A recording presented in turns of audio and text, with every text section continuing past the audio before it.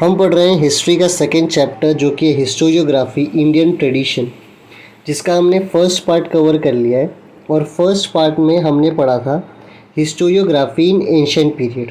और पिछले ही वीडियो में मैंने बताया था कि जब हम इंडियन ट्रेडिशन की हिस्टोरियोग्राफी पढ़ेंगे तो उसमें हम इंडिया की हिस्ट्री को 3 पार्ट में देखेंगे। पहला वाला है एंशिएंट हिस्ट्री, दूसरा है मेडिवल हिस्ट्री और तीसरा है मॉडर्न हिस्ट्री।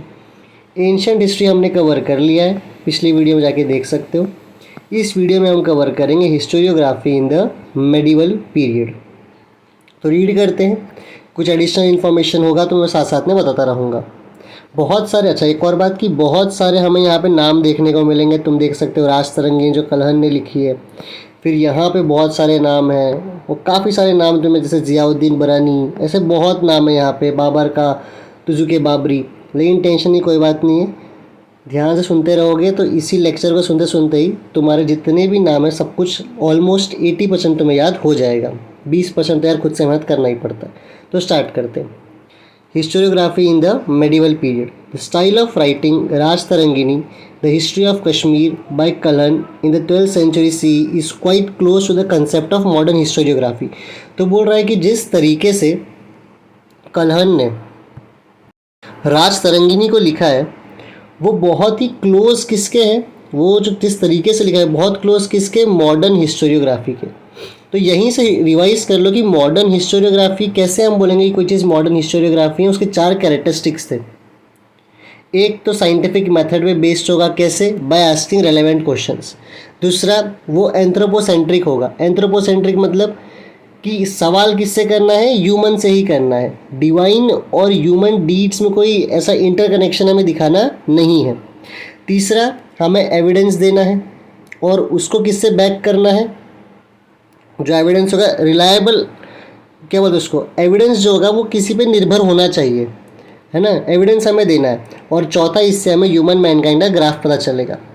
तो हमने रिवाइज कर लिया कि वो 4 कैरेक्टरिस्टिक चैप्टर नंबर 1 में हमने पढ़ा था।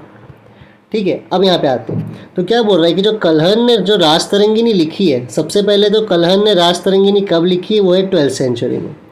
राज तरंगिनी किसके बारे में, वो है कश्मीर के हिस्ट्री के बारे में। ठीक है, और ये जो उन्होंने किताब लिखी है ये बहुत क्लोज किसके, मॉडर्न हिस्टोरियोग्राफी के। कैसे क्लोज है पहले वो देख लेते हैं। वो यहाँ पे लिखा हुआ है, Kalhana himself says that he wrote this text after critically examining various sources. तो बोल रहे हैं कलहन ने खुद ने बोला था कि उन्होंने जब ये किताब लिखी है तो उन्होंने हर सोर्स को क्या किया है, क्रिटिकली एग्जामिन किया है। मतलब अगर कोई चीज़ मिला है तो उसको ऐसे ही सच नहीं मान लिया है, उसे उन्होंने क्या किया है, वेरीफाई किया है, रिसर्च किया है उस पर कि क्या भाई ये सही है या नहीं है। जितने भी सोर्स मिले सबको उन्होंने क्या किया है, क्रिटिकली एग्जामिन किया है। कौन से सोर्सेस, जैसे कि उन्हें जो इंस्क्रिप्शन मिला, इंस्क्रिप्शन की हम बात बार बार कर चुके हैं। इंस्क्रिप्शन मतलब क्या है, दीवार में तुम लिख दे रहे हो या स्टोन पे लिख दे रहे हो, कॉपर प्लेट पे लिख रहे हो, उसे हम क्या कहते हैं, इंस्क्रिप्शन। तो उन्होंने इंस्क्रिप्शन को क्रिटिकली एग्जामिन किया, सिर्फ ऐसे सच नहीं मान लिया। कॉइन जो उनको सोर्स मिला उन्होंने एग्जामिन किया। रिमेन्स ऑफ एंशिएंट मॉन्यूमेंट्स, कोई बिल्डिंग मिली, एंशिएंट मॉन्यूमेंट्स मतलब कोई बिल्डिंग मिली, कुछ मिल गया, उसे भी उन्होंने पूरा एग्जामिन किया। फिर डायनेस्टिक रिकॉर्ड्स की, राजा के रिकॉर्ड वाले कुछ मिल गई चीज़ें वो, और लास्ट में क्या है, लोकल ट्रेडिशन की, उस गांव में उस जगह का ट्रेडिशन क्या था, उन सब चीज़ को उन्होंने क्या किया, क्रिटिकली एग्जामिन किया। अब देखो इन चीज़ों को ना बिल्कुल रटने की ज़रूरत नहीं होती। तो ये मैं चीज़ और थोड़ा सा एक और तरीके से बताता हूँ कि जो कलहन है ना, इन्होंने जो किताब लिखी राज तरंगिनी के कुछ, जब इन्होंने किताब लिखी तो कुछ ऑब्जेक्टिव्स थे उसके। जैसे कि इन्हें बताना था कि यार कश्मीर का पूरा इतिहास क्या है। फॉर एग्जांपल जो अभी का हम कश्मीर देख रहे हैं तो हमें लग रहा है कि सिर्फ वहाँ पे आतंकवादी हमले हो रहे हैं या फिर बहुत प्रॉब्लम्स चलता है और सब हो रहा है। लेकिन जब तुम 12th century CE में जो कलहन ने राज तरंगिनी लिखी है वो पढ़ोगे ना, तो तुम्हें महाभारत से लेके और 12th century तक कश्मीर में कौन से राजा आए, कौन से राजाओं ने क्या किया, है ना। फिर इवन पांडुस के भाई जो थे सहदेव, उनके बारे में लिखा हुआ है कि उन्होंने क्या किया था, किसने कश्मीर को पूरा बसाया है। वो सारी बातें किस में लिखी हुई है, राज तरंगिनी में। तो राज का मतलब ही क्या होता है, राजा। और ये कितने तरंगिनी मतलब कितने पार्ट, टोटल 8 पार्ट कह सकते हो इसमें है राज तरंगिनी में। पहले के 3 पार्ट में उन्होंने पूरा ही जो एंशंट कश्मीर है उसके बारे में पूरा बात किया हुआ है।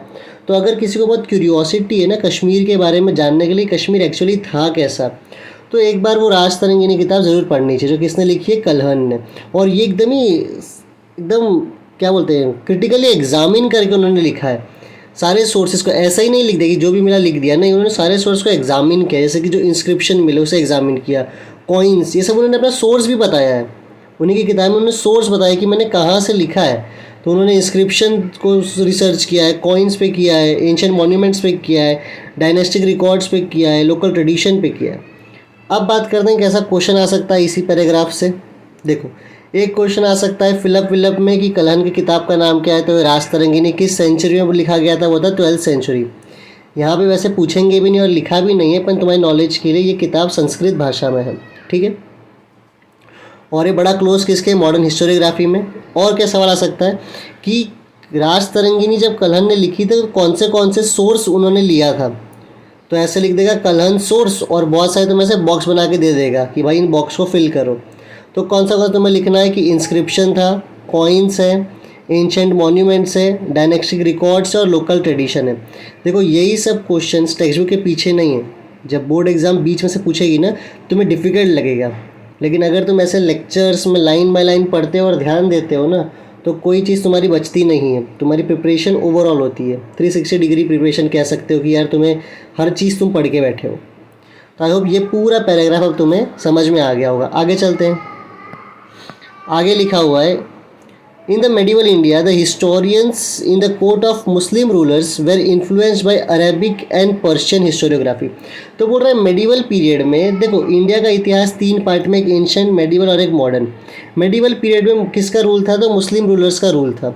और उस टाइम पे जो हिस्टोरियंस थे, जो मुस्लिम रूलर के कोर्ट में बैठते थे, वो लोग किससे इन्फ्लुएंस थे, अरेबिक और पर्शियन से। अरेबिक मतलब कह सकते हो कौन सा देश, ये मान लो सऊदी अरेबिया, कतर, कुवैत, वो वाला देश। और पर्शियन मतलब कह सकते हो तुम पर्शिया मतलब ईरान वाला देश, ईरान। तो वहाँ से क्या थे, लोग बहुत ज़्यादा इन्फ्लुएंस थे। तो यहाँ से तो शायद इतना क्वेश्चन ना बने, पर यहाँ से आप क्वेश्चन आएंगे। अमॉन्ग देम ज़ियाउद्दीन बरानी होल्ड एन इम्पॉर्टेंट प्लेस। तो जो मुस्लिम रूलर्स के वहाँ पे जो लोग हिस्टोरियन थे, उनमें से एक जो सबसे इम्पोर्टेंट यहाँ पे नाम दिया, किसका दिया हुआ है, ज़ियाउद्दीन बरानी का नाम दिया हुआ है। और इन्होंने कौन सी किताब लिखी है, इन्हें किताब का नाम है तारीख़-ए-फ़िरोज़शाही। तो याद रखना है कि ज़ियाउद्दीन बरानी जो है, उन्हें किताब का नाम क्या है, तारीख़-ए-फ़िरोज़शाही। अगर मैं थोड़ा सा और डिटेल में लेके जाऊँ तो देखो बताता हूँ मैं तुम्हें। देखो, एक थे फ़िरोज़ शाह तुगलक, तो उसी राजा के नाम पे ही आया हुआ है ये किताब। मतलब ये जो ज़ियाउद्दीन थे, तो फ़िरोज़ शाह तुगलक के टाइम पे थे, तो उसी से इन्होंने अपने किताब का नाम लिखा हुआ है तारीख़-ए-फ़िरोज़शाही, ठीक है। तो ज़ियाउद्दीन बरौनी एक बहुत ही इंपॉर्टेंट व्यक्ति थे, है ना, और उनकी किताब का नाम क्या है, Tarikh e Firoz Shahi. A book written by him, he stated that purpose of historiography. तो इन्होंने अपने किताब में बताया कि भाई हिस्टोरियोग्राफी का पर्पस क्या, इतिहास को लिखना कैसे है, ये इन्होंने बताया है। तो क्या बताया है, देखते हैं। According to him, the historian duty is not limited only to the recording of the rulers valours. तो इनके हिसाब से इतिहासकार का खाली काम, मतलब हिस्टोरियन का काम खाली ये नहीं है कि राजा ने जो महान काम किया है तुम वो लिख दो, उसकी खाली पॉलिसी लिख दो, या फिर उसने क्या वेलफेयर किया है लोगों के लिए, जो अच्छा काम किया है वो लिख दो। सिर्फ यही काम नहीं है हिस्टोरियन का, सिर्फ यही ड्यूटी नहीं है, और भी कुछ ड्यूटी है। But he should also right about the rulers Fehling's and incorrect policy. तो ये बोल रहे हैं कि जो रूलर फेल हुआ है ना, जो राजा कहीं फेल हुआ, राजा कहीं इनकरेक्ट पॉलिसी बनाए, वो भी तुम्हें लिखना चाहिए। देखो, जब तुम मेडिवल हिस्ट्री पढ़ोगे ना, तो एक बहुत इंपॉर्टेंट किताब है ये तारीख़-ए-फ़िरोज़शाही। क्यों इंपॉर्टेंट है पता है, इन्होंने अपने किताब में ना दोनों पक्ष लिखा है कि राजा ने क्या अच्छे काम किए और राजा ने क्या गलत काम किए हैं। बाकी लोग जो थे ना, वो लोग ने क्या किया है कि राजा की अच्छाई बहुत लिखी, बुराई लिखे ही नहीं है। काफ़ी लोग ऐसे थे, लेकिन तारीख़-ए-फ़िरोज़शाही में ऐसा नहीं है, दोनों पक्ष लिखा हुआ है। तो इनके हिसाब से क्या है कि हिस्टोरियन की ड्यूटी सिर्फ लिमिटेड नहीं है कि बस राजा के महान काम के बारे में लिख दो, उनकी पॉलिसी के बारे में लिख दो, उन्होंने जो लोगों के लिए काम किया अच्छा वो लिख दो। लेकिन ये तो काम ठीक है, पर इसके साथ साथ और क्या काम करना है, इसके साथ साथ जो रूलर्स कभी कहीं फेल हुआ है ना, हर इंसान फेल होता है, तो अगर रूलर कहीं फेल होता है तो वो भी लिखो, भले ही वो राजा है तो क्या हुआ भाई, फेल तो हो गई, है ना। फेल होने में कोई गलती है नहीं, और गलती से इंसान सीखता है तो बिल्कुल लिखो। और साथ में जो उनकी ऐसी कोई पॉलिसी आई है जो काम नहीं की, वो भी लिखना ज़रूरी है। इतिहास का मतलब ये है, तभी तो हम सीखेंगे। ठीक है, और आगे इन्होंने क्या बोला, Barani further says that a historian should also take into consideration the impact of teaching of wise, the learned and the saint on the cultural life of people। देखो ये क्या बोल रहे हैं, ये बोल रहे हैं जो इतिहासकार है, जो हिस्टोरियन है, उसको जब वो इतिहास लिखता है उसे ये भी कंसिडरेशन में लाना चाहिए, मतलब इसे भी ध्यान देना चाहिए कि क्या इम्पैक्ट रहा एक वाइज पर्सन का एक समाज पे। मतलब समझो, देखो जैसे कोई एक सूफी संत आदमी था, ठीक है, उस सूफी संत आदमी की वजह से समाज के ऊपर क्या इम्पैक्ट पड़ा, समाज में क्या बदलाव आया, वो भी लिखना क्या है, बहुत ज़्यादा ज़रूरी है। उसको भी लिखना बहुत ज़्यादा ज़रूरी है कि उस सूफी संत की वजह से समाज में क्या बदलाव आया है। तो बरानी क्या बोल रहे हैं कि हिस्टोरियन को ये भी ध्यान देना चाहिए कि क्या फ़र्क पड़ रहा है, इम्पैक्ट मतलब क्या फ़र्क पड़ रहा है उनके टीचिंग से। जो इंसान वाइज है, वाइज मतलब जो सही डिसीजन ले रहा है, जो गलत नहीं कर रहा है, जो लर्नड है, जो जानता है चीज़ को, जो सेंट है, जो साधु संत आदमी है, उनके टीचिंग से समाज में, लोगों के जीवन में, लाइफ ऑफ पीपल, लोगों के जीवन में क्या फ़र्क आ रहा है, वो भी तुम्हें ध्यान देना चाहिए। क्योंकि जब तुम बहुत थोड़ा सा रिसर्च करोगे ना, तुम्हें मालूम पड़ेगा कि ज़ियाउद्दीन बरौनी के टाइम पे एक बहुत बड़े सेंट थे, तो वो राजा जो थे वो सेंट से थोड़ा बहुत मतलब उनके खिलाफ हो चुके थे एक समय पे, है ना।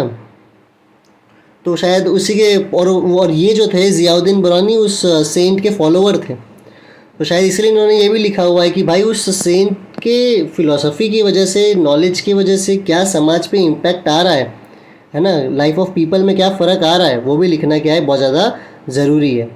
ठीक है, तो आई होप तुम्हें ये भी समझ में आया है।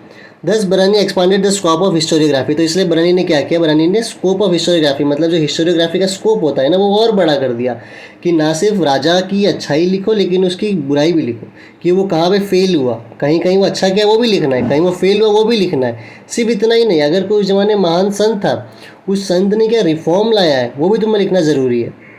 ठीक है, तो वो किसने किया है, बरानी ने किया। जैसे कि संत कबीर के टाइम का अगर कोई इतिहास लिख रहा है, मैं एक दूसरा एग्जांपल दे रहा हूँ कि संत कबीर के टाइम का कोई इतिहास लिख रहा है, तो सिर्फ कबीर के टाइम राजा कौन था और राजा की क्या पॉलिसी थी और राजा कहाँ फेल हुआ वही मत लिखो। बरानी बोलते हैं कि संत कबीर, अच्छा बहुत अलग टाइम डिफरेंस है दोनों में, मैं खाली एग्जाम्पल दे रहा हूँ कि मान लो संत कबीर का एग्जाम्पल है कि जिस ज़माने में वो थे उनके टीचिंग की वजह से क्या डिफरेंसेस आ रहा है, समाज कैसे बदल रही है, वो भी कंसिडर करना चाहिए, उसे भी हमें ध्यान देना चाहिए। अब शायद तुम्हें ये पूरा पॉइंट समझ में आ गया होगा। ठीक है, आगे चलते हैं। For the historians in the Mughal court praising the emperor and exhibition of the loyalty became more important. तो जो हिस्टोरियन मुगल कोर्ट में थे वो लोग भाई जो एम्परर था, जो राजा था ना, उसको प्रेज बहुत करते थे। प्रेज करना मतलब उसकी तारीफ़ों में बड़ी चीज़ लिखते थे, उसको अपना लॉयल्टी दिखाते थे कि भाई हम तेरे लिए ही लिख रहे भाई, जो भी तू करे कुछ भी करे हम तो तेरे लिए तेरी तारीफ़ ही करेंगे। तो बहुत सारे हिस्टोरियन ऐसे हो चुके थे। The custom of adding suitable poetic quotes and beautiful pictures were also introduced। तो इसी मुगल कोर्ट में ही एक जो नया तरीका ऐड किया गया था वो था पोएटिक कोट्स। तो भाई वो पूरा पोएटिक कोट्स, फिर ब्यूटीफुल पिक्चर्स, ये सब भी क्या किया गया था, इंट्रोड्यूस किया गया था। तो खैर ये सब तो इतना नहीं पूछेंगे, पर स्टिल पढ़ना ज़रूरी है। अभी हम ये कवर करेंगे, ठीक है। अच्छा, इसमें कुछ पॉइंट मैं कवर कराता हूँ अभी, ताकि कुछ नाम जो यहाँ पे बहुत मुश्किल लगता है कई बार, वो देखो बोर्ड एग्ज़ाम यहाँ से पूछ भी सकती है, मैं ये नहीं बोलूँगा नहीं ही पूछेगी, पर जो मेन यहाँ से मैंने देखा है ना, जब स्कूल टीचर्स क्वेश्चन बनाते हैं ना, उनको पता है बच्चे ये वाला कवर करके नहीं आते, तो उन लोग यहाँ से क्वेश्चन देते हैं और बच्चों का जो मोटिवेशन लेवल होता है ना वो बड़ा नीचे आता है कि यार हमें तो आता ही नहीं है, यहाँ से ही वो रॉन्ग राइट देंगे। तो मैं तुम्हें करेक्ट करके पढ़ाता हूँ ये चीज़ें, देखो ऐसे करेक्ट करता हूँ मैं। जस्ट हमने इस पैराग्राफ में पढ़ा था कि मेडिवल इंडिया में जो हिस्टोरियंस थे वो कहाँ से बहुत इन्फ्लुएंस थे, अरेबिक और पर्शियन से, यहाँ से बहुत ज़्यादा वो इन्फ्लुएंस थे। ठीक है, अब अगर तुम ये वाली किताब देखोगे ना, ये जो तुम्हें यहाँ पे दिख रहा है हसन निज़ामी, ये एक व्यक्ति है हसन निज़ामी, इनकी किताब क्या है, ताजुल मासीर। तो हसन निज़ामी की जो किताब है ताजुल मासीर, ये मोस्टली लिखी हुई है पर्शिया भाषा में, है ना, पर्शियन में, फ़ारसी, हिंदी में उसको बोलते हैं फ़ारसी। तुमने सुना होगा हाथ कंगन को आरसी क्या, पढ़े लिखे को फ़ारसी क्या। इंडिया में इंग्लिश के पहले जो भाषा बहुत चलती थी ना, जैसे आज अपन देखते हैं ना इंग्लिश बहुत चल रही है कि जो इंग्लिश बोल रहा है भाई उसको सरकारी नौकरी मिल जाएगी, अच्छी नौकरी मिल जाएगी, लोग उसकी इज्जत करते हैं। तो हमारे देश में पहले जो भाषा खूब चल रही थी ना वो कौन सी थी? फारसी थी, पर्शियन इंग्लिश में बोलते हैं। तो वो इस भाषा में लिखी हुई थी, ये ताजुल मासीर। और ये किसने लिखी है? हसन निज़ामी ने। तो याद रखना हसन निज़ामी की किताब कौन सी है? ताजुल मासीर। ठीक है। तो एक बेकार सा ट्रिक है कि भाई हसन और उसकी माँ, ऐसा कुछ ट्रिक लगा लो, है ना, कि अगर ये रॉन्ग राइट में ही आएगा तुम्हें तो याद रख लेना हसन और यहाँ पे माँ, तो तुम्हारा वो सही हो जाएगा कि भाई हसन में माँ दिखनी चाहिए, तो ही वो सही आएगा। तो हसन निज़ामी की किताब कौन सी है? ताजुल मासीर। और अगर तुम्हें और डिटेल जानना हो कि किताब में क्या लिखा हुआ है, किसके बारे में है, तो अगर तुमने कभी दिल्ली सल्तनत के बारे में सुना हो ना, तो उसमें सबसे पहले एक स्लेव डायनेस्टी थी, और स्लेव डायनेस्टी में कुतुबुद्दीन ऐबक और इल्तुतमिश ये लोग थे। तो उनके टाइम पे इन्होंने किताब लिखी हुई थी हसन निज़ामी ने, ताजुल मासीर। ठीक है। दूसरी एक किताब जो मैं तुम्हें अभी इंपॉर्टेंटली एक चीज़ कनेक्ट करता हूँ इसमें, वो है मिनाज ए सिराज की। तो मिनाज ए सिराज की किताब है तबायत इन नासिरी। अब ये जो किताब है ना तबायत ए नासरी, ये तबायत ए नासरी और ये वाली किताब जो हमने अभी जस्ट पढ़ी ज़ियाउद्दीन बरौनी की तारीख़ फ़िरोज़ शाही, हिस्टोरियन मानते हैं कि ये दोनों बुक थोड़ी सी रिलेटेड है। अब कैसे रिलेटेड है बताता हूँ। देखो ये मैं पढ़ा रहा हूँ ऐसा तो ताकि तुम बस कनेक्ट कर पाओ कि ज़ियाउद्दीन बरौनी की किताब कौन सी? तारीख़ ए फ़िरोज़ शाही।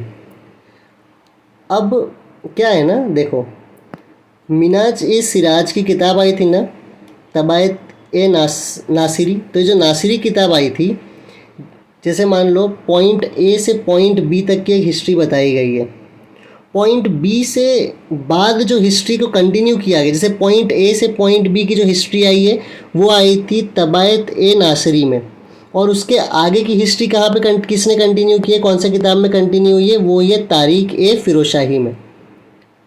ठीक है। मैं एक सिंपल तरीके से बताता हूँ, देखो, ताकि तुम थोड़ा सा इन अगर थोड़ी बहुत हम अपने मन में कहानी रखते हैं तो नाम धीरे धीरे याद होता है। मान लो हिस्ट्री ये पॉइंट से लिखना शुरू किया किसी ने। अच्छा, मैं ये भी बता सकता हूँ कि कौन से पॉइंट से शुरू हुआ, कौन क्या लिख रहा था, लेकिन तुम और पकड़ा जाओगे फिर, तो उतना डिटेल नहीं जाते। मान लो यहाँ एक पॉइंट से हिस्ट्री लिखना शुरू हुआ और यहाँ पे ख़त्म हुआ, तो ये कर रहा है मिनाज ए सिराज। तो मान लो मिनाज ए सिराज ये एक हिस्ट्री लिख रहे हैं और इन्होंने इतना इस हिस्ट्री को कवर किया, यहाँ पे आके इन्होंने जो किताब लिखी वो वहाँ पे ख़त्म हो गई, है ना, वो नासिरी वाली इनकी किताब है। अब इस पॉइंट के बाद जो हिस्ट्री कंटिन्यू लिखना शुरू हुआ है ना, इस पॉइंट से, मैं कलर चेंज कर देता हूँ, इस पॉइंट से लेके यहाँ तक का जो इतिहास है वो किसने लिखा है? ज़ियाउद्दीन बरानी ने। और उनकी किताब का नाम क्या है? तारीख़ ए फ़िरोज़ शाही, तारीख़ ए फ़िरोज़ शाही। तो इस तरीके से दोनों किताब कहीं ना कहीं कनेक्टेड, हालांकि लिखा दोनों अलग अलग लोगों ने है, पर इनका जो इतिहास है यहाँ से लेके यहाँ तक मिनाज ए सिराज ने लिखी है नासिरी वाली किताब, और यहाँ से वहीं इस पॉइंट से आगे तक का थोड़ा इतिहास किसने लिखा है? ज़ियाउद्दीन बरनी ने। और क्या नाम है उसका? तारीख़ ए फ़िरोज़ शाही। देखो इस तरीके से क्या होगा ना, जो नाम तुम बहुत कम बार पढ़ने वाले हो, मैं यहीं पे 10 बार रिपीट कर दे रहा हूँ कि मिनाज ए सिराज की एक किताब है और वो क्या है? नासिरी करके है। और ज़ियाउद्दीन बरौनी की किताब का नाम क्या है? तारीख़ ए फ़िरोज़ शाही। तो इस तरीके से तुम्हारे मन में बैठ जाएगा, और अगर तुम्हें दिख गया तो तुम्हें बाकियों की तरह रटना नहीं पड़ेगा। तुम बोलो अच्छा ठीक है भाई, कुछ तो याद दिए। जैसे मिनाज ए सिराज की क्या याद रखना है? नासिरी याद कर लो। और इसके पहले जो हमने पढ़ा था, जो माँ, मैंने बताया कि हसन और माँ जोड़ के रख लो अपने मन में। ठीक है। तो ये देखो हसन निज़ामी और क्या रखना है? ताजुल मासिर। तो माँ से तुम याद रख लेना, और मिनाज सिराज को नासिरी से याद रख लेना है। ठीक है। तो अब आगे देखते हैं। अब हम बाकी नाम भी कवर करेंगे, मुझे कुछ कनेक्ट करना था इसलिए मैंने करवा दिया, ताकि वो रिवाइज में कराते रहूँ, एक ही मुझे वीडियो में तुम्हें याद भी कराना है। आगे देखते हैं। आगे लिखा हुआ है Babur the founder of Mughal empire wrote autobiography entitled Tuzuk Baburi. तो बाबर ना सिर्फ एक राजा था, वो एक लेखक भी था, और बाबर ने अपनी खुद की ऑटोबायोग्राफी लिखी और किताब का नाम क्या रखा? तुजुक बाबरी। उसमें उसी वो कोटेश बहुत सारे कोट्स लिखे हैं बाबर ने। तुम अगर देखोगे ना तुजुक बाबरी, बाबर एक ऐसा व्यक्ति था जो लगभग अपने जीवन में बहुत हारा है ना। ऐसा नहीं है कि वो बहुत हमेशा जीतता ही रहा है। तो हमें तो सीखना है, चाहे किसी भी राजा से सीख लो, सीखने से मतलब ज़्यादा होना चाहिए हमें। एज ए स्टूडेंट तुम्हें पहले सीखना चाहिए। तो बाबर, तुम रिलीजन पे या इसके उस पे जाने से बेटर है पहले सीखना सीखो। तो बाबर बहुत हारा है अपने जीवन में। इवन जहाँ ये बर्थ इसका हुआ था वहाँ से भी इसको हार हार गया था। ये वहाँ पे भी उतना सक्सेसफुल राजा नहीं बन पाया था। फिर इंडिया में आके ये एक सक्सेसफुल राजा बना है।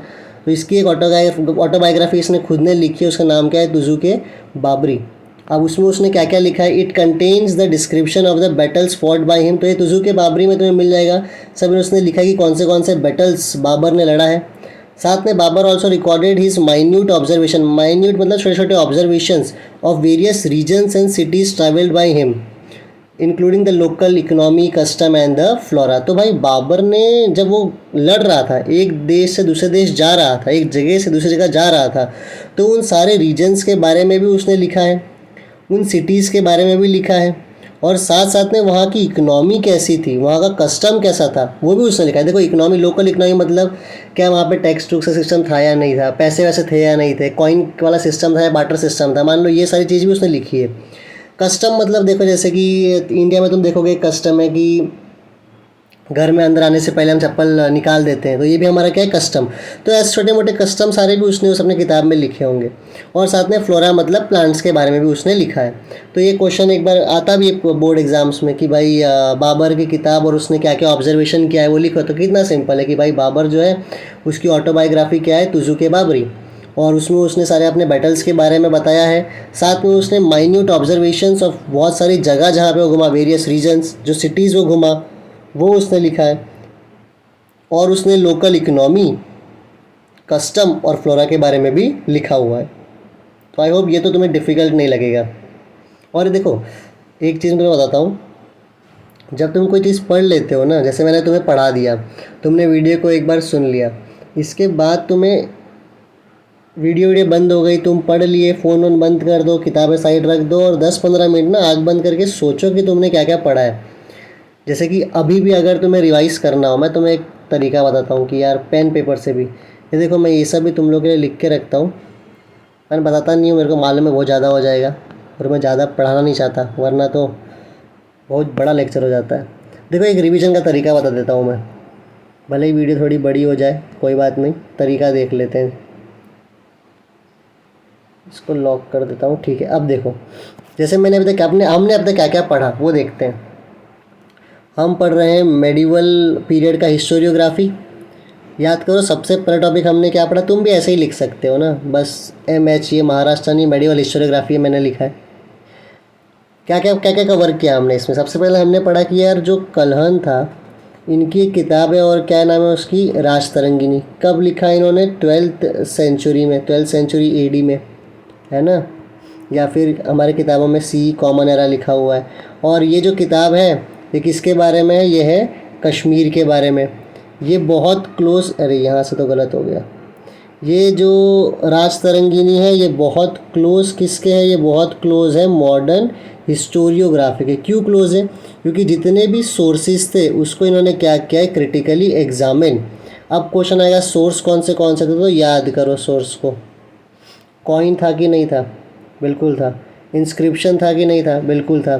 फिर एक वो था कि डायनेस्टिक रिकॉर्ड्स था या नहीं था, तो भाई डायनेस्टिक रिकॉर्ड्स भी थे, ठीक है।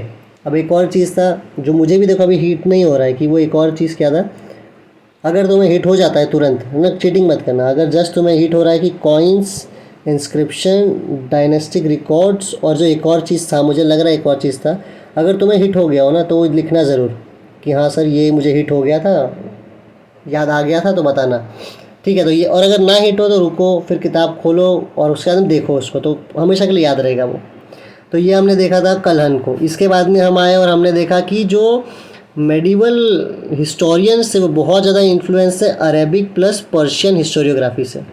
फिर इनमें से जो सबसे इम्पोर्टेंट एक किताब हम देख रहे थे वो था तारीख-ए-फ़िरोज़शाही। और तारीख-ए-फ़िरोज़शाही किसने लिखा है, याद करो, तारीख-ए-फ़िरोज़शाही किसने लिखा है, ज़ियाउद्दीन बरानी ने। और ज़ियाउद्दीन बरानी क्या बोलते हैं, ज़ियाउद्दीन बरानी बोलते हैं कि हिस्टोरियन को सिर्फ राजा का वेल्लोर मतलब जो वो जीत रहा है सिर्फ वही, साथ साथ में सिर्फ वही नहीं लिखना है कि भाई खाली राजा की तारीफ़ ही लिख दी, उसका खाली प्रेस, उसका वेलफेयर पॉलिसी, ये सब के साथ साथ उससे और क्या लिखना होता है, ये सब के साथ राजा कहाँ फेल हुआ, उसकी कौन सी पॉलिसी ख़राब हुई, वो भी लिखना क्या है, बहुत ज़्यादा ज़रूरी है। ये पढ़े थे।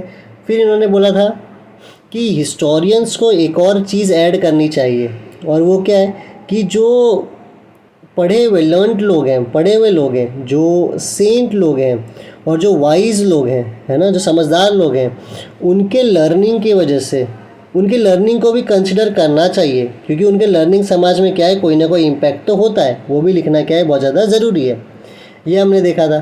फिर हमने उसके जस्ट अगले पैराग्राफ में क्या पढ़ा था कि जो मुग़ल पीरियड के जो हिस्टोरियन थे वो मोस्टली अपने राजा को प्रेस करते थे, ठीक है। और हमने ये भी देखा था कि कुछ ब्यूटीफुल पिक्चर्स और वो सब भी ऐड होने लगे थे, और पोएटिक क्या बोलते हैं उसको, कोट्स ऐड होने लगे थे। फिर हम अगले पे आए, और वो कौन था, बाबर। और बाबर जो फाउंडर, ये भी क्वेश्चन आता है, who was the founder of Mughal empire, तो ये भी आता है, तो बाबर है वो। और बाबर ने अपनी ऑटोबायोग्राफी लिखी, तुज़ुक ए बाबरी, है ना। और तुज़ुक ए बाबरी में उसने क्या क्या मेंशन किया है, उसने मेंशन किया है भाई जो बैटल्स वो लड़ा है, ठीक है, और साथ साथ में वो फ्लोरा, वो कस्टम, वो लोकल इकनॉमी। अब किसी के मन में आया होगा सर वो रीजन्स और वो सिटीज़, इन सब के बारे में बाबर ने लिखा है। तो इस तरीके से आराम से रिवाइज़ कर सकते हैं यार, ऐसा कोई महान बहुत बड़ा नहीं होता है सब 10वीं का पढ़ाई कि हम पागल हो जाएं कि कैसे होगा ये वो, आराम से पढ़ सकते हो भाई। चलो आगे चलते हैं, आगे देखते हैं हमारे पास क्या है। आगे देखते हैं, अबुल फजल ने लिखी एक किताब जिसका नाम है अकबरनामा। तुम नाम से ही समझ गए होगे किताब किसके ऊपर लिखी गई है, तो ये है भैया अपना एक राजा था अपने देश में, उसका नाम था अकबर। तो अबुल फजल ने जो किताब लिखी उसका नाम क्या है, Akbarnama. Is a very important from the view point of critical historiography. अभी बहुत इंपॉर्टेंट है क्रिटिकल हिस्टोरियोग्राफी के व्यू पॉइंट से। कैसे समझते हैं, पहले सबसे पहले तो ये समझ लो पेपर में क्या पूछेगा कि भाई अबुल फजल किताब का नाम क्या है, वो है अकबरनामा। देखो मैं हर पैराग्राफ में तुम्हें ना एक चीज़ बड़ा पॉइंट आउट करता हूँ कि एग्ज़ाम में क्या पूछने वाला है, वो इसलिए क्योंकि अल्टीमेटली तुम्हें एग्ज़ाम तो देना ही है भैया, है ना। तो उसी पर्सपेक्टिव से पढ़ाई कीजिए। अब 10वीं है तो अबुल फजल की किताब का नाम क्या है, वो है अकबरनामा।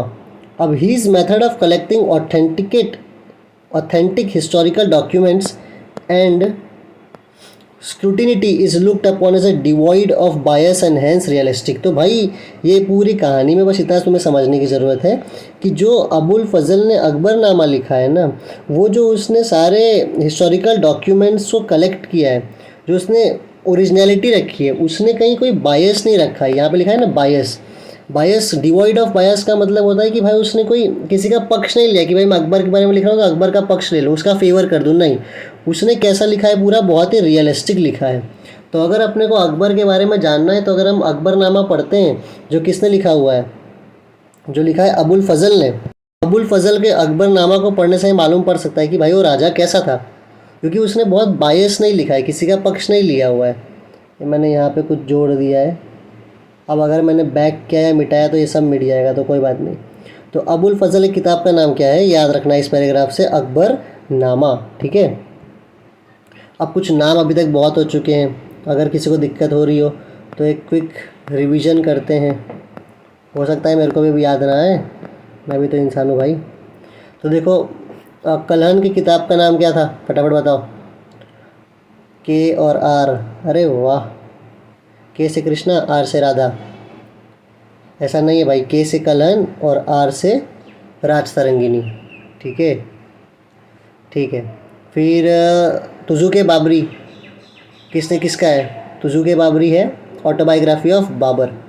फिर था ज़ियाउद्दीन बरानी, क्या नाम है उन्हें किताब का, अगर अभी याद नहीं आ रहा है तो वीडियो रोक के तुम्हें पीछे जाना चाहिए, उससे दो फ़ायदा हुआ, एक तुम्हें याद आएगा, दूसरा मुझे वॉच टाइम आएगा ठीक है, तो वो याद कर लेना।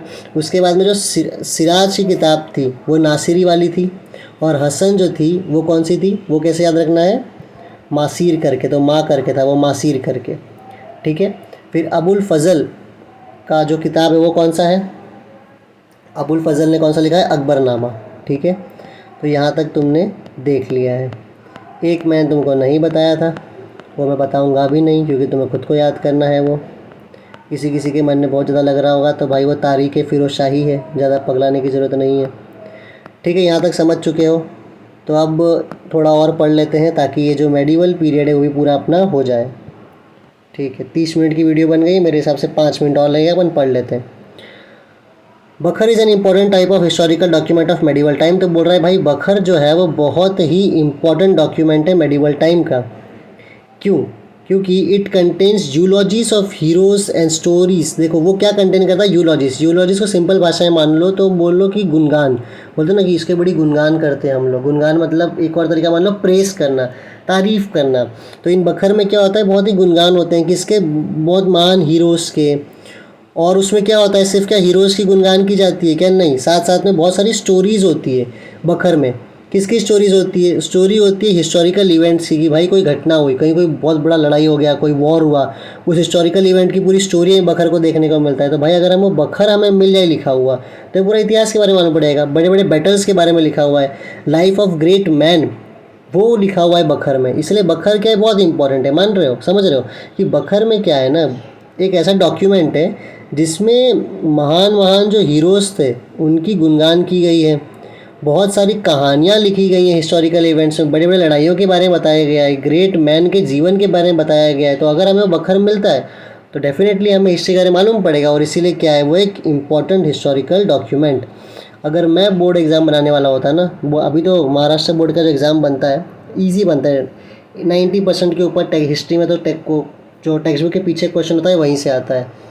पर अगर मैं बनाता, क्योंकि मैं ऐसा पढ़ाता भी हूँ ना एक एक लाइन, तो मैं तो ऐसा सवाल देता कि why bakhar is an important type of historical document of medieval time. फिर तुम्हें लिखना पड़ता कि because of the bakhar we come to know about the heroes, their stories, various historical events, battles, life of great men, etc. Therefore, Bakar is an important type of historical document. और फिर तुम ये वाला आंसर करते हैं, few examples। अब ये पढ़ते हैं फिर बोलेंगे। देखो Marathi bakhars are of various types. तो जो मराठी बखर्स है वो बहुत टाइप के होते हैं, कुछ एग्जाम्पल दिया हुआ है, यहाँ से भी सवाल फ्रेम होता है, ये भी मैं तुम्हें अब याद करा दूंगा, दोनों पैराग्राफ से क्वेश्चन आएंगे। एक है सभासद बखर। सभासद बखर वॉज रिटन बाय कृष्णाजी अनंत सभासद। तो जो भी मेरे से पढ़ रहे हो अभी, अपने चैनल का ही नाम है और मेरा भी वही नाम है, कृष्णा जी। अभी तक नहीं आया है मेरे नाम के पीछे, क्योंकि ऐसा कुछ महान काम मैंने किया नहीं है, शायद कभी ना कभी आ जाए है। चलो, तो भाई सभासद बखर जो है वो किसने लिखा है, सभासद बखर लिखा है कृष्णा जी अनंत सभासद ने। और किसके समय, किसके रेन में, किसकी, जो रेन का मतलब होता है किसके समय, तो किस राजा के समय उन्होंने लिखा है, उन्होंने लिखा है छत्रपति राजा राम महाराज के समय। छत्रपति राजा राम महाराज के समय पे कौन सा बखर लिखाया गया है, सभासद बखर। और किसने लिखा है, कृष्णा जी आनंद सभासद। अभी मैं रिकॉल कराऊंगा ना वापस से, तब पूछूंगा, तो याद रखना कि भाई सभासद बखर किसके समय पे लिखा गया है, छत्रपति राजा राम महाराज के समय पे लिखा गया है। और किसने लिखा है, कृष्णा जी आनंद सभासद। और किसके बारे में लिखा है, क्या इन्फॉर्मेशन देता है, it is an important bakhar for getting information about the rule of Chhatrapati Shivaji Maharaj. तो छत्रपति शिवाजी महाराज के रूल के बारे में अगर जानना है तो हम कौन सा सभासद पढ़ सकते हैं, वो है बखर पढ़ सकते हैं, वो है सभासद बखर। और सभासद बखर किससे लिखा हुआ है, कृष्णा जी आनंद सभासद ने। ठीक है, तो बहुत बार रिवाइज कर दिया हूँ, खाली पेन घुमाता हूँ कि ये रहा एक नाम, उन्होंने ये वाला बखर लिखा हुआ है, किसके समय लिखा हुआ है वो ये रहा नाम, और साथ में देख लो किस रूलर के टाइम पे लिखा हुआ है, किसके बारे में लिखा हुआ है, तो वो है छत्रपति शिवाजी महाराज के बारे में। तो ये ध्यान से देख लो, चाहो तो रोक के एक बार इसको याद करो, क्योंकि मैं अभी रिकॉल कराऊंगा तो पूछूंगा। अगला देखते हैं, भाऊ साहेबांचे बखर describe the battle of Panipat. तो भाई जब भाऊ साहेबांची बखर अगर हम पढ़ें तो हमें किसके बारे में मालूम पड़ेगा, बैटल ऑफ पानीपत। कभी ना कभी तुमने जीवन में सुना ही होगा बैटल ऑफ पानीपत, नहीं सुना है तो ऐसे ही यूट्यूब पे पढ़ लिया करो यार कि बैटल ऑफ पानीपत, बहुत सारी वीडियो तुम्हें मिल जाएंगे, देखा करो ये सब। खाली डांस डूंस देखते हो क्या यूट्यूब पे, हालांकि मुझे भी सुना करो, वो भी एक महान काम है तुम्हारा। तो भाऊ साहेबांचे बखर जो किसके बारे में बताता है, बैटल ऑफ पानीपत। एक और बखर है जिसका नाम है पानीपत बखर, और नाम से मालूम पड़ रहा है कि ये भी किसके बारे में, सेम इवेंट, मतलब ये भी किसके बारे में, पानीपत। तो भाई जो अगर पानीपत के बारे में जानना है, बैटल ऑफ पानीपत के बारे में, तो दो बखर है, एक भाऊ साहिबांचे बखर और दूसरा पानीपत बखर, है ना, पानीपत बखर। अगर तुम्हें मान लो जानना है कि छत्रपति शिवाजी महाराज का रूल कैसा था, तो कौन सा बखर पढ़ोगे, सभासद बखर। और किसने लिखा है वो, कृष्णाजी आनंद सभासद ने, ठीक है। और एक और, अगर होलकर्स के बारे में जानना है, तुम्हें तो पता ही होगा, होलकर्स क्लास 7 में पढ़ते ही हैं। तो होलकरांची Kaifiyat provide information about the Holkars and the contribution to the Maratha rules. तो भाई जो होलकरांची कैफियत एक बखर है, वो हमें बताता है किसके बारे में, होलकर से क्या कंट्रीब्यूशन रहा मराठा रूल में, वो हमें बताता है, ठीक है। तो कौन सा है वो, होलकरांची कैफियत। यहाँ से तुम्हें मिल सकता है रॉन्ग राइट कि भाई सभासद बखर किसके बारे में बताता है, तो रूल ऑफ छत्रपति शिवाजी महाराज किसने लिखा है, कृष्णाजी आनंद सभासद ने। अब तो याद ही हो गया होगा। भाऊ साहिबांचे बखर और पानीपत बखर किसके बारे में डिस्क्राइब करता है, बैटल ऑफ पानीपत। और होलकर्स के बारे में कौन बताता है, होलकरांची कैफियत, ठीक है। आगे चलते हैं, लास्ट पैराग्राफ है आज का हमारा। Bakhars can be divided into various types. तो बखर्स बहुत सारे टाइप के हो सकते हैं, जैसे कि किसी राजा की बायोग्राफी, है ना। एक ऑटोबायोग्राफी भी हमने आज देखी थी, याद करो ऑटोबायोग्राफी किसकी थी, कौन थे, फाउंडर ऑफ मुगल एम्पायर कौन है, बाबर, और उनके ऑटोबायोग्राफी का नाम क्या है। ये वीडियो चल रहा है, हाँ चल रहा है, क्या नाम है उनके ऑटोबायोग्राफी का, तुजुके बाबरी, याद आया, ठीक है।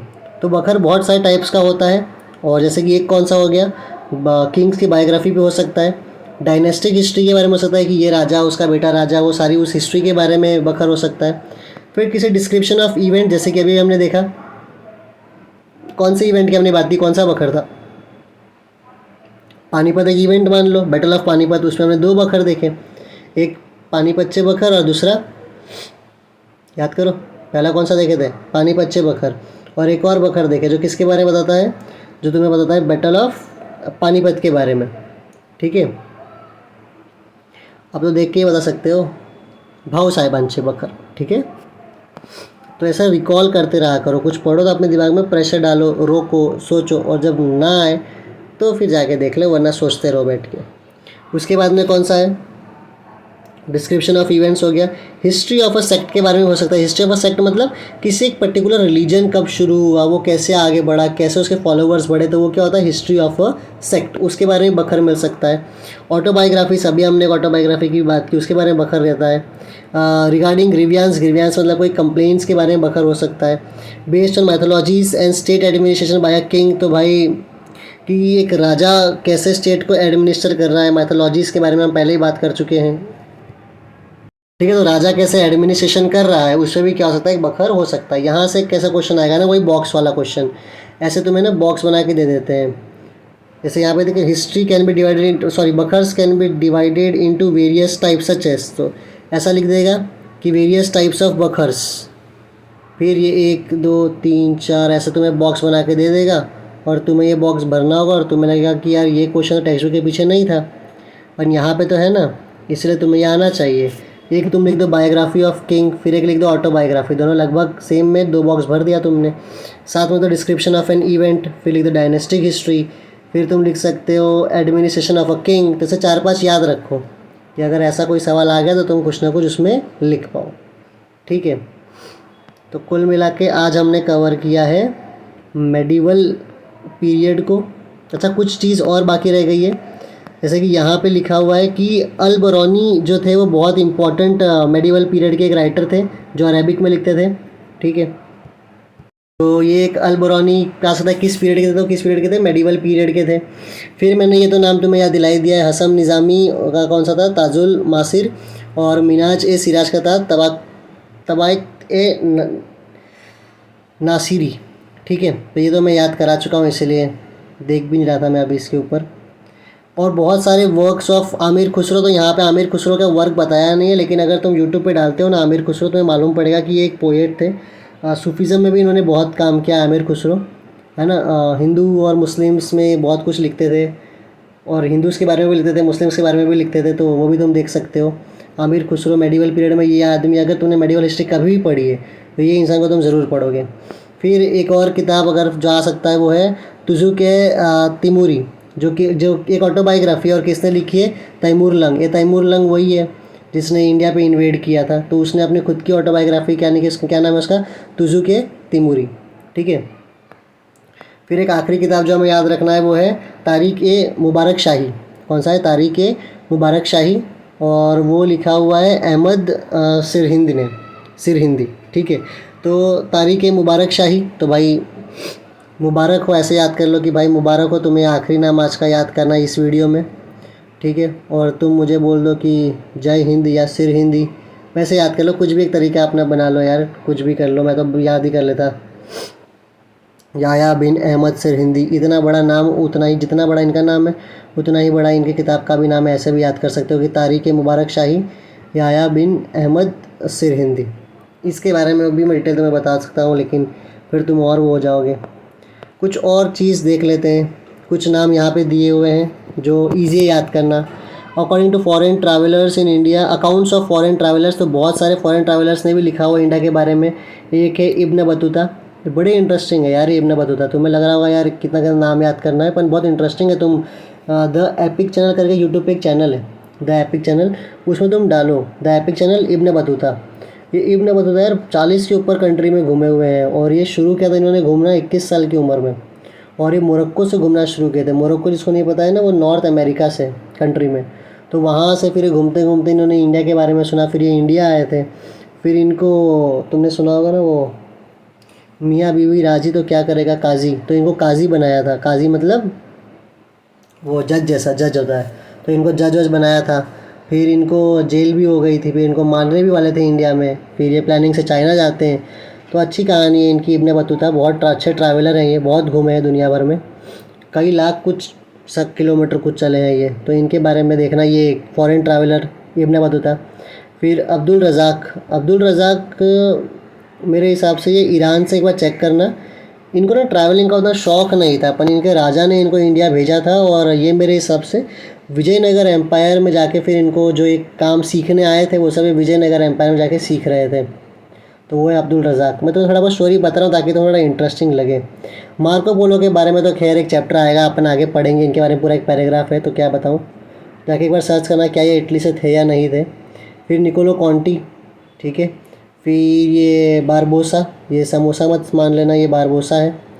और ये डोमिंगोस पायस, ये पोर्चुगीज़ से हैं, एक बार देख लेना, ये पोर्चुगीज़ से। तो ये कुछ नाम है फॉरेन ट्रैवलर्स। अगर तुम्हें पूछ ले तो कि भाई मेडिवल पीरियड में कौन से फॉरेनर ट्रैवलर्स इंडिया में आए हुए थे, तो पूछ लिया तो Ibn Battuta, Abdul Razzaq, Marco Polo, Niccolo Conti, Barbosa और डोमिंगो पायस। तो इसको डोमिनोस मत बोल देना, इनको समोसा वमोसा मत कर देना, ठीक है। ये थोड़ा ध्यान देना है भाई, इनका इज्जत से नाम लेना। इब्न बतूता भी एक गाने में भी आए थे, ये बहुत इंटरेस्टिंग लगते हैं मेरे को। अब्दुल रज़ाक तो ईरान के थे, मार्को पोलो शायद इटली है, निकोलो कॉन्टी, बारबोसा और डोमिंगोस पायस। ऐसे ही थोड़ा फ़न तरीके से पढ़ते रहा करो। देखो हम कब से पढ़ रहे हैं, 42 मिनट से, पर ऐसे ही कुछ फ़न बातें करते रहा करो ताकि मुश्किल ना लगे। आगे देखते हैं। तो इनने जो लिखा है उससे हमें मेडिवल हिस्ट्री के बारे में मालूम पड़ता है। फिर और कुछ इम्पोर्टेंट जो औरंगज़ेब के टाइम के अकाउंट्स लिखे गए हैं वो कौन है, तो ईश्वर दास नागर, भीमसेन सक्सेना, खफ़ी खान और Niccolo Manucci were among the historians of Aurangzeb time. तो ये लोग कुछ हिस्टोरियन थे जो किसके टाइम के थे, औरंगज़ेब के टाइम पे। तो भाई याद रख लो कि अब तो हमें ईश्वर ही बचाएगा, तो याद रख इतने नाम से, तो ईश्वर दास नागर ऐसे याद कर लो। फिर भीमसेन सक्सेना, फिर खफ़ी खान, और इनका तो नाम याद करना तुम्हारे बहुत भारी हो जाएगा। तो ये तो शायद आए या ना आए, स्कूल आए तो पूछ लेते हैं, उनको थोड़ा पेपर मुश्किल बनाना होता है, लेकिन स्टिल इन सबको याद करने का एक तरीका बताता हूँ ना, कि तुम यूट्यूब पे ना इनके थोड़ा और कुछ इनकी वीडियोस देखना करो। यार इब्न बतूता कौन है, अब्दुल रज़ाक कौन है, मार्को पोलो कौन है, ये लोग बहुत घूमते थे, निकोलो कॉन्ती कौन है, फिर तुम्हें रटना नहीं पड़ेगा। जैसे मैं बता रहा हूँ ना कि ये मोरक्को के थे, तो मैंने भी इनके बारे में स्टडी की है ना बैठ के। अब्दुल रज़ाक के बारे में मैंने पढ़ाई की, मार्को पोलो के बारे में पढ़ाऊँगा ही। फिर डोमिंगो पायस पोर्चुगीज़ के व्यक्ति हैं, थोड़ा बहुत पढ़ाई कर लोगे तो ये ईजी हो जाती है चीज़ें, ठीक है। तो सोच रहा हूँ मैं तुम्हें रिवाइज़ कराऊँ या फिर वीडियो को एंड करूँ। रिवाइज़ करूँगा तो और 5 मिनट लग जाएगा, अब तक समझ गए होगे, ठीक है। फिर मैं अब मिलेंगे हम नेक्स्ट वीडियो में, और हम बात करेंगे मॉडर्न इसी चैप्टर का नेक्स्ट पार्ट, और वो कौन सा आएगा। एंशंट हो गया अपना, मेडिवल हो गया, और नेक्स्ट में हम बात करेंगे मॉडर्न हिस्टोरियोग्राफी इसी में। ठीक है, थैंक यू।